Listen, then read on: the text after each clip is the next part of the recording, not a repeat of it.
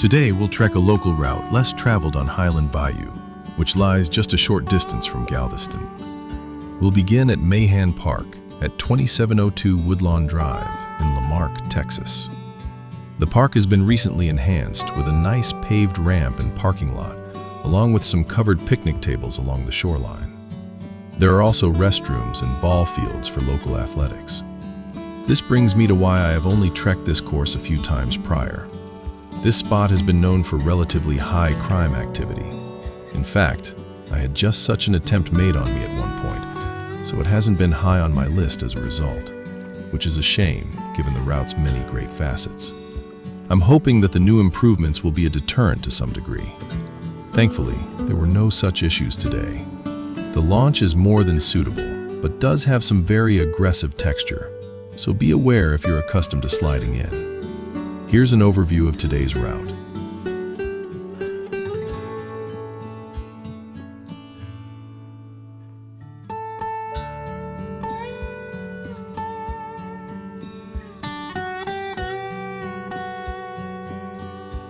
We'll head west on Highland Bayou, which will be the case for the majority of the route.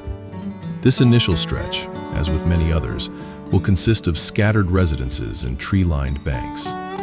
You'll soon pass a derelict sheet metal boathouse to starboard, and then, shortly after, pass beneath the Fairwood Road Bridge. There are some nice, tight, overhanging stretches of greenery to glide through if that's your thing. You'll continue on the westward heading, passing a few more residences and following several softly meandering curves. Approximately a mile beyond the Fairwood Road overpass, you'll come to an unassuming offshoot marked by a sandstone cross that marks the easternmost point of the Galveston Memorial Park Cemetery. This jaunt is known as Marchland Bayou. Here we'll hang a right and follow the detour's cozy avenue along the cemetery boundary. Speaking of which, Galveston Memorial Park Cemetery is an interesting landmark in its own right for those into turn-of-the-century Gulf Coast history, as it hosts several notable names from Galveston's early days, including the Moody and Maceo mausoleums. We'll keep to the narrow confines of Marchland Bayou beneath the Main Street Bridge, where we'll float along Carbide Park's western border for a bit until the water narrows and thereby becomes impassable. Here we'll swing around and head back beneath the detour's overhanging oak branches and shaded greenery arbors. Once again, we'll reach Highland Bayou and hang a right to continue on our initial westward route. Throughout, you're likely to see plenty of birds, most notably the standard Gulf Coast offering of egrets, cormorants, and herons, along with plenty of rolling gar and jumping mullet. Also, if you keep a sharp eye, you might catch some donkeys and a beautiful paint horse grazing at a fence line to port. Our next landmark along this stretch will be the hull of a submerged vessel peeking out of the bayou. Just a couple of bends beyond, you'll pass beneath the second Main Street Bridge, which will open up into a more substantial residential area than the scattered homes of the previous stretches. Keep to the course, which will then lead beneath Delaney Road and onto another nature-laden tract that will then lead past a trailer park and some more residences to port.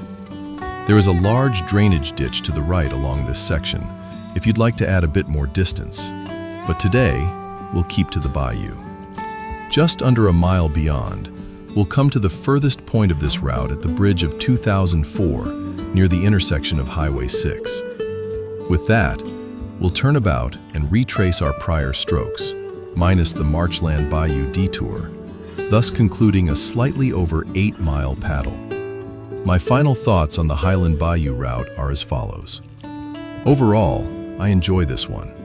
It's fairly quaint and does a nice job of breaking any perceived monotony with its many subtle bends, forested avenues, and scattered residences. It's not unheard of to encounter some smaller powered craft on this one. However, I never have, and it is most likely that anyone launching powerboats would head east while we headed west. Always keep your wits about you, but chances are you'll be in for a fairly isolated paddle that is well sheltered and well suited to paddlers of all experience levels.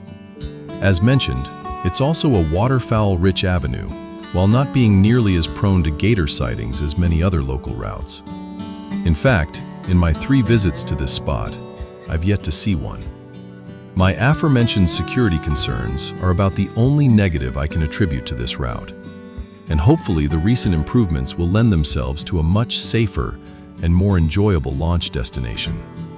I definitely recommend giving Highland Bayou a shot. Paddle safe, and God bless.